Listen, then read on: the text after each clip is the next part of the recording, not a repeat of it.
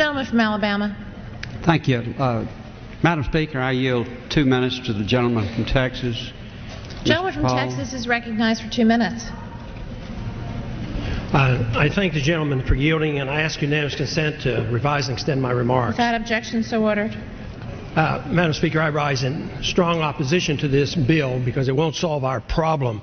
It is said that we're in a liquidity crisis and a credit crunch, and all we need is more credit. The Federal Reserve has already injected over $1 trillion worth of credit, and it hasn't seemed to help a whole lot. Injecting another $600 or $700 billion will not solve the problem.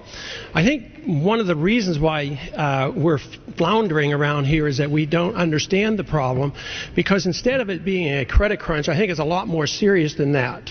And that is, I think what's happening in the market today is signaling something much more draconian, because it's probably telling us that our government is insolvent, that we're on the verge of bankruptcy, and big things are starting to happen, and we don't quite understand it, so we fall back on the old cliches. What we need is more appropriations, more spending, more debt, and more credit in the market. That means more inflation by the Federal Reserve System.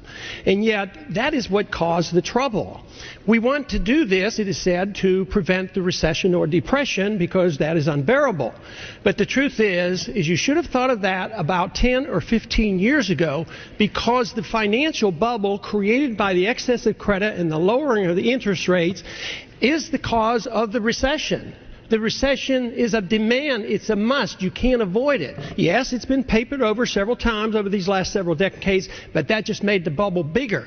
But the message now is you can't paper it over any longer, so the recession and or depression will come. My sincere conviction is that by doing more mischief and not allowing markets to adjust, debt to be liquidated, you're going to guarantee a depression. It's going to be prolonged. The agony is going to be there for a lot longer than if you allow markets to adjust. Liquidation of debt. Let the bankruptcy occur. Let the good assets come up, and let it react. This idea that there's not enough regulation is completely wrong. There's too much regulation and lack of regulation of the Federal Reserve System and the Exchange of Stabilization Fund. Time has expired. Gentleman from Massachusetts. I know. If this were a dictatorship, it'd be a heck of a lot easier. Just so long as I'm the dictator.